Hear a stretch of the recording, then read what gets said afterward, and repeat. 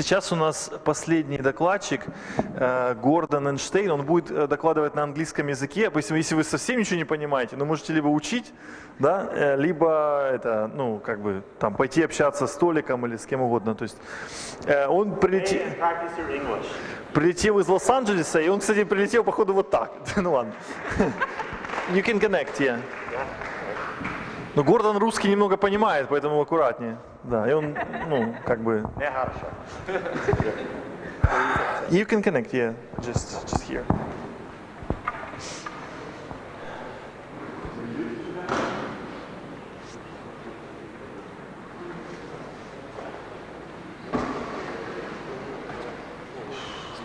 Все, yeah.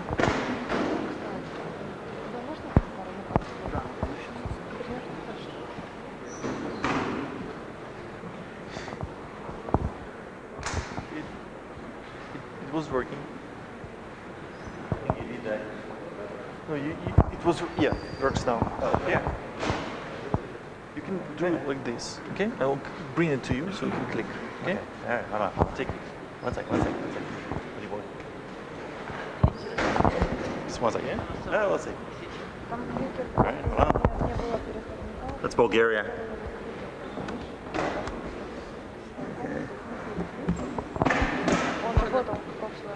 Cool. People, stay. Practice your English. You can do it. I came all the way from Los Angeles through Bucharest. It was hell. Okay. Привет, team.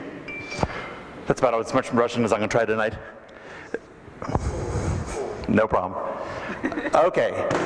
So this is sort of a rehash of a presentation I gave a couple months ago in Kyiv and then in Gibraltar.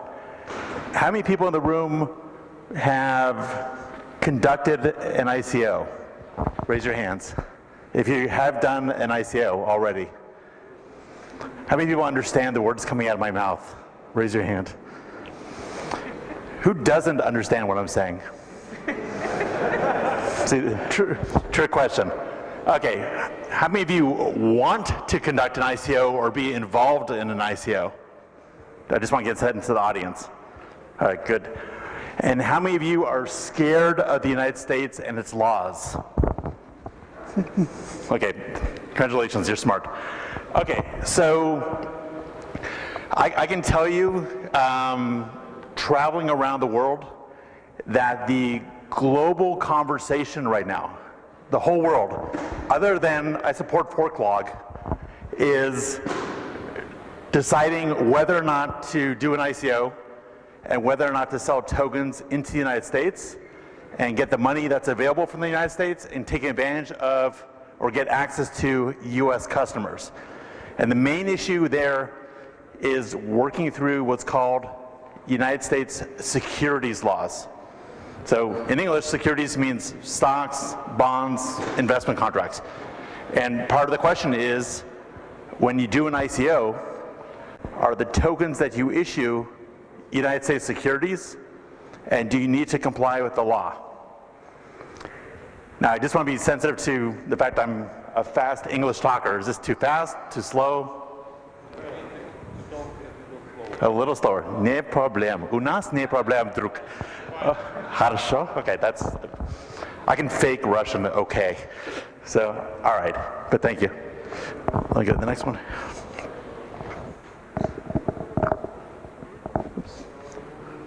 Okay, I'm a lawyer, but I'm not your lawyer. There you go. But I'm friendly. Okay, let me just kind of be efficient here. All right, I can make these slides available to everyone. It's just a bunch of text. The main thing I want to throw out there from this slide is that here's the background that you need to have to understand United States securities laws. The laws we have were based on changes made after the Great Depression. Because in 1929, the United States stock market crashed, set off the worldwide Great Depression, and you can make a pretty strong argument that the Great Depression in the United States indirectly led to World War II. So a whole bunch of laws came into place after the Great Depression. The ones that you should recognize are the 1933 Securities Act. You'll hear that one a lot, the 1933 Securities Act. There's another one called the 1934 Securities and Exchange Act. And then the 1934 Act created the Securities and Exchange Commission, otherwise known as the SEC. So everyone's talking about the SEC, that's Securities and Exchange Commission. That's a US agency that was created in order to handle the registration and marketing of stock. Now, when people are afraid of issuing or selling their tokens into the United States, they have basically 4 options. There's an option number 1, which was popular, which is they would do an ICO and sell the tokens to the whole world, take all the money, move to Ibiza or Odessa, or Club Ibiza at Odessa, and just hide from the government. And I'd say in the early days that worked. But since I gave this presentation a couple months ago, the SEC and the US government are looking pretty strongly at this now. The second option I see a lot of companies taking is that they avoid selling into the United States. They block United States IPs. They make people sign online saying they're not from the United States. That's kind of a safe approach, but it causes you to raise less money than you otherwise would. So if you're doing an ICO and you're selling tokens, the first 2 options that everyone kind of goes with are selling to everyone and they don't care about the consequences, or just avoiding the United States because they're afraid of the law. But I want to point out that China is basically not available for ICOs now. So if you don't sell to China and you don't sell to the United States, you're condemning yourself. The result is going to be that you're not going to sell a lot of tokens.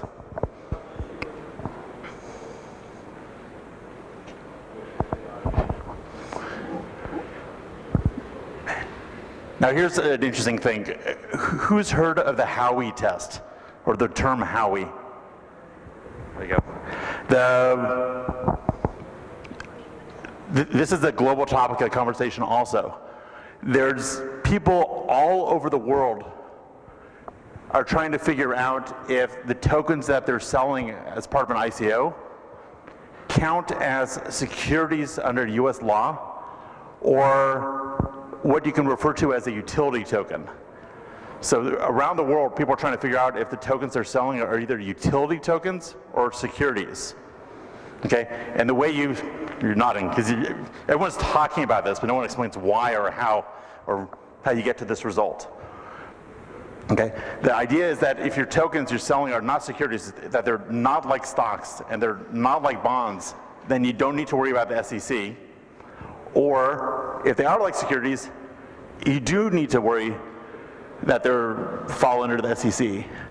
Now, I've seen again and again and again white papers and websites where they say, we've checked with a lawyer, or we've checked with someone, and we're sure that these tokens we're selling are utility tokens. So don't worry, everyone. I'd say that's very risky, because normally you have people all over the world trying to figure out a law that even US attorneys don't necessarily understand, and claiming that they're absolutely sure. Who's heard of the Munchie case? This just happened in the US. There was a United States ICO that just got shut down because they claimed that their tokens were not securities, that they were utilities. There was actually a US lawyer who signed off on that idea, and the IRS called up this company and said, stop your ICO. English people, you got a free lesson. The fourth approach is to take a real strong look at what you're doing, understand it, and then if you can, access the United States market and raise more funds. So get a good idea about whether or not the tokens you're issuing are in fact securities or not, and no matter what, even if they are, handle it correctly, and sell into the United States. I'm just going to move fast here.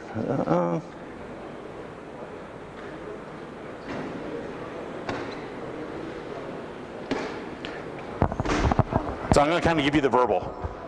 The default rule in the United States is that if you're selling something that's a security, you need to what's called register it with SEC. So if something's a security under the 33 Act, you need to register it with SEC. Registering your stock or your token or whatever with SEC is complex and complicated, and it's generally something you don't want to have to do. The alternative is to find something called an exemption. So the default rule is that you need to register securities, and the alternative is that you need to find an exemption.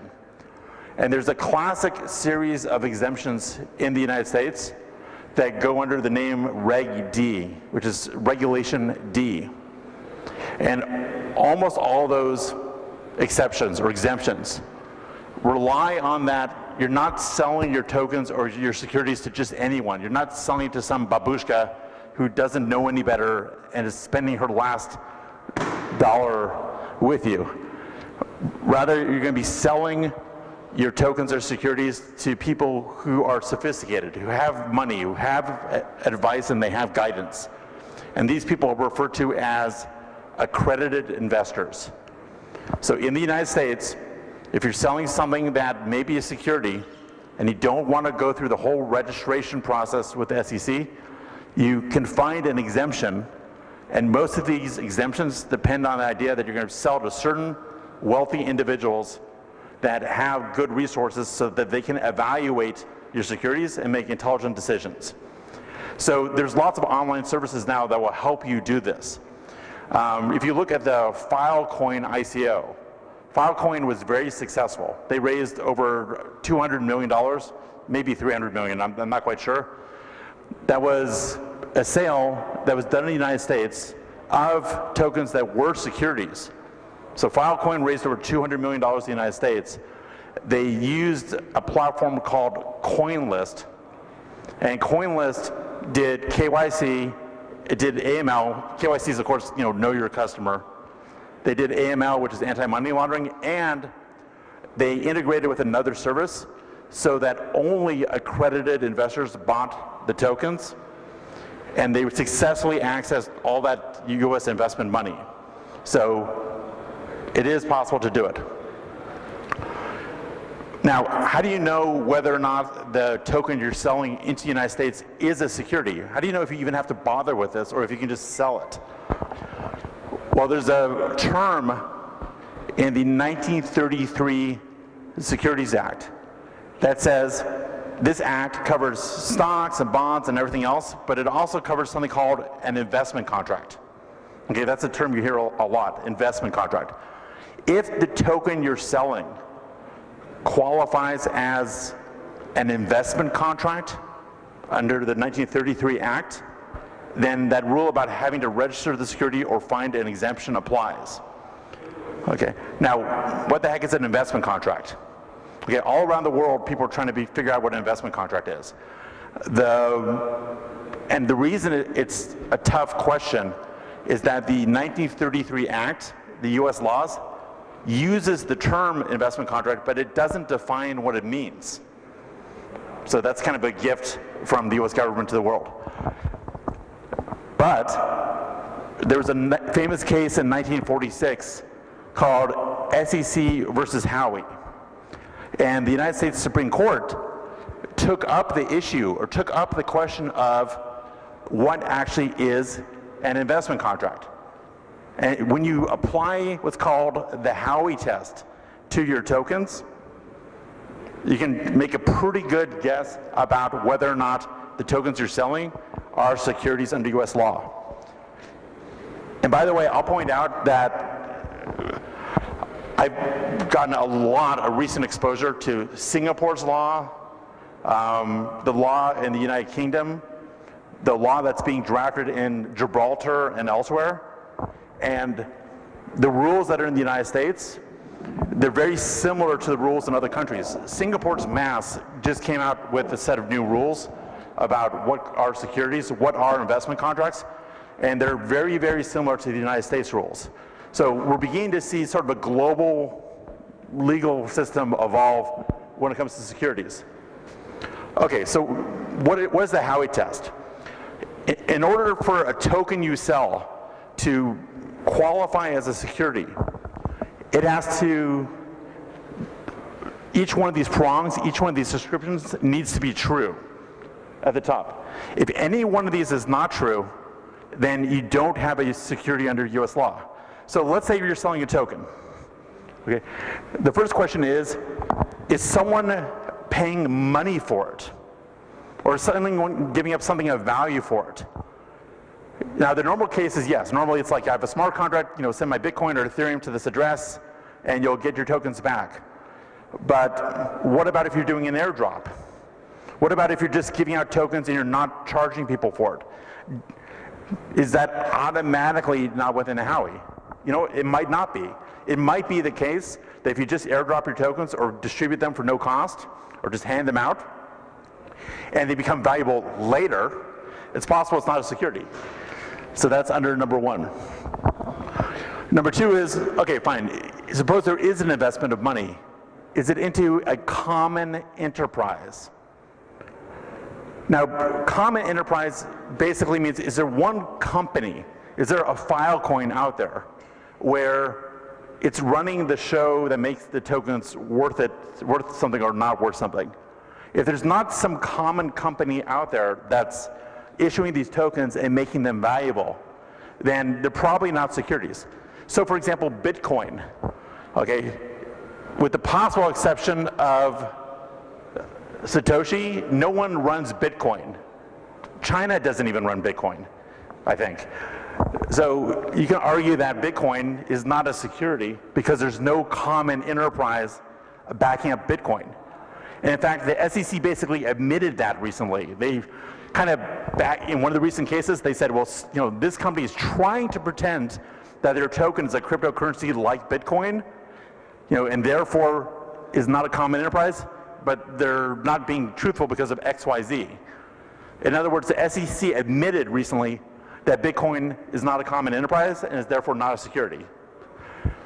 Also, the SEC came out with a report on July 25th of this year where they talked about the DAO, where they talked about Ethereum. They talked about this whole hack and the way the DAO fell apart and how it was structured. And they also pointed out that Ethereum is not a security under US law. Interesting, right? So it's not the case that every token, every security, it's not the case that every token or every cryptocurrency is going to be a security. If you have a truly decentralized network, if you have a truly distributed network and no one is in the center and they're in charge, it's probably not a security. Okay, number three, is there a reasonable expectation of profits? How many of you bought Ethereum when it was first issued? How many of you wish you had? I wish I had. I wish I bought Bitcoin 20 years ago before it was even made.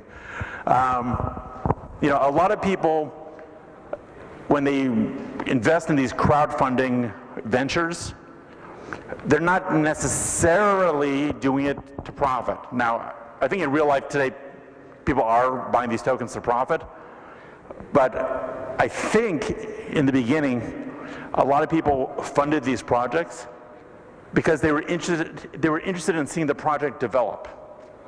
When Vitalik went out there and he published his white paper and they set up the foundation in Zug and all that other good stuff, clearly they were looking to make money. Clearly they were looking to profit, but I think that their vision was much more than that. And a lot of people who contributed to that project did so not just because of the expectation of profits, but because they wanted Ethereum to come to life. So if their primary motivation in buying the tokens is not to profit, but just to see the project happen. In other words, it's a Kickstarter project or it's a crowdfunding project. They just really wanted to come into existence or to use the product, not necessarily to sell the tokens for a profit, then it's less likely to be a security. And here's something else. The fourth prong is the profits derived primarily from the entrepreneurial or managerial efforts of others. In other words, if I'm the one owning a business or I'm partial owner of a business and I buy part of the business and I work on it myself, then I'm not relying on other people to make money for me. So that's not a security. Okay, so just to recap, each one of these 4 things must be true in order for a token to be security. If any one of these is not true, then you don't have a security, you don't need to register it with the SEC, and you don't need to find an exemption. Okay, so.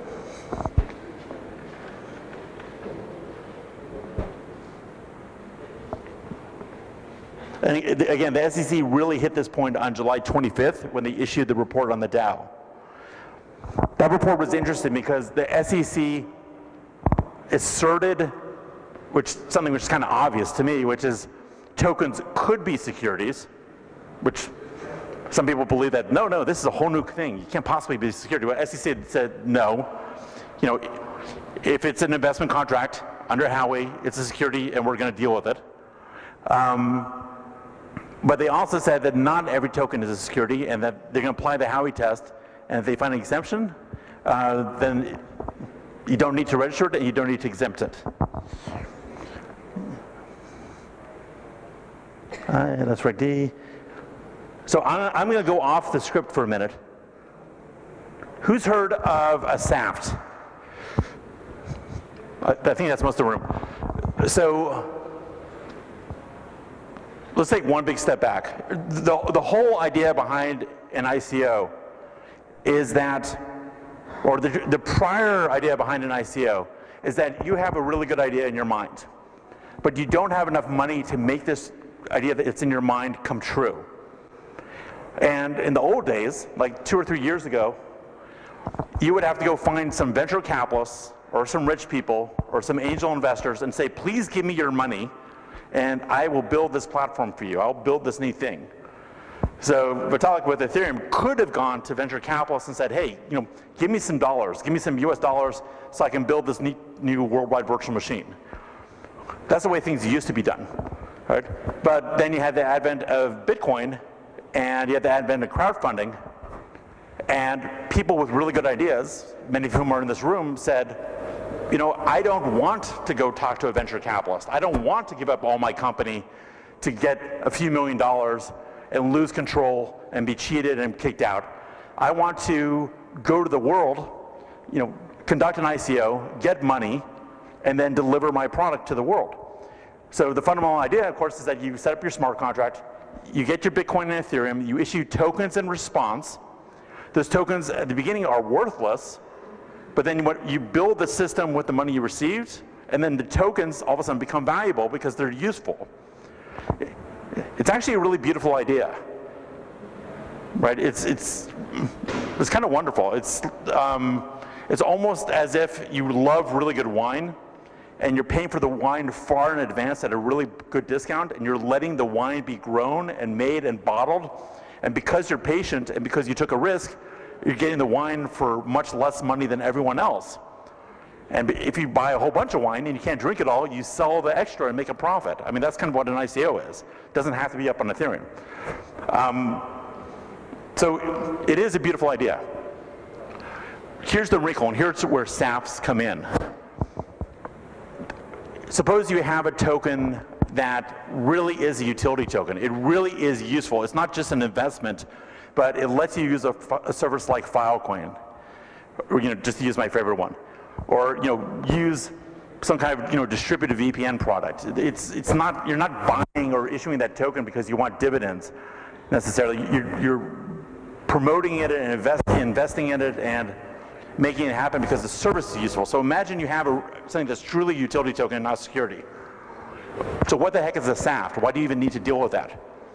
Well, it gets tricky, but the idea is that, yes, it's true. Once you have a working system, those tokens may really be utility tokens. They may not be securities. But in the period between when the startup gets those tokens and they build the platform that the tokens are going to be used on, The SEC now, and a big law firm called Cooley, is taking the position that those tokens, until this network is built, are securities. So think about that. You can have tokens which are eventually not going to be securities, but during the period while you're building the platform it's going to be used on, where Cooley and now the SEC is landing, is that for that period they are securities because they're not really usable. They're not really usable as utilities. And the theory is that people are buying those tokens not because they want the platform that's going to be built, you know, with the money being raised by their sale, but that they're buying them because people want to speculate and resell them to others later on at a profit. Okay? So, and they may be right. Okay, a lot of people when they buy tokens now during the ICOs are not buying them because they want to fund the project. They're not like, ooh, EOS is so great. It's more like they're going for the profit. So how do you deal with that? Here's the idea behind a SAFT, and it's actually kind of useful. The idea is that, fine, if the tokens before the platform was built is a security, then we're going to treat them like a security. We're not going to issue the tokens, we're going to issue agreements for the tokens. SAFT stands for Simple Agreement for Future Tokens. So, what's your name? Sergey. Sergey. Gordon. So Sergey is very wealthy, and he is an accredited investor. And if I have an ICO and a new product, you would like to back my product, yes? Why not? Why not? I can think of a lot of reasons, but well, thank you, I appreciate that. So, you're not done. So, Sergey, I'm going to do a background check on you. I'm going to do KYC AML, you know, and we're going to, because you're wealthy, you're an accredited investor. You're going to give me $1 million. Thank you. Okay? Just, yeah, but don't worry, it will be worth it. I hope so too. Okay? And rather than selling tokens to you now before they're useful, you and I are going to enter into a SAFT, a simple agreement for future tokens. And in that SAFT, okay, you're going to give me $1 million now, and I'm not going to give you the tokens now, but we're going to sign an agreement so that when the network is ready, you get the 1 million tokens. Because when you finally get the tokens, they're going to be utility tokens, and we don't have to register them with the SEC. But the SAFT we're going to sign is a security. The actual agreement is a security. So are you wealthy and smart, and do you have $1 million to spare? If I don't have other ways too, why not? Okay, thank you. I appreciate it. So, everyone. So, yes, sir. No, ask questions. Go for it. I mean, just in this situation, it's just a simple forward contract which is used actually in the same way as when we are buying and selling the CUDO. The logic That's right. is absolutely the same. So this is treated as a security due to this reason. So you should explain. Let me back up on that one. Okay. You've obviously dug into this. Yes, it is a forward contract. It's especially a forward contract for U.S. tax law purposes. Okay, but it's a great question, but I want to tease it out a little bit. But the reason it is a security, the reason is that it seems like the primary motivation of people when they enter into the SAFT, when they buy these tokens before the network, is the profit motivation. Okay, it's a little bit different. It's not because it's a forward contract, it's because before you've built the network, it seems to pass Howey. And how many people, okay, and Pavel's telling me I gotta cut it off. I'm happy to answer questions. I wanted to move fast, and you know, the weather was what it was, so I appreciate you guys sticking around, and that's it. Thank you. Just need to leave the building soon. Всем спасибо. Гордон еще здесь. Если у вас есть вопросы по юридической части, он знает, как ответить и все такое. То есть спасибо, что пришли. I'm happy to share all the slides. I'm happy to answer questions. If you add me on LinkedIn or Facebook, it's Gordon Einstein. And I think we're getting kicked out of the building, but I'll stand in this beautiful Kyiv weather and answer questions if you have questions. So, Pavel, Pash. Thank you. Так.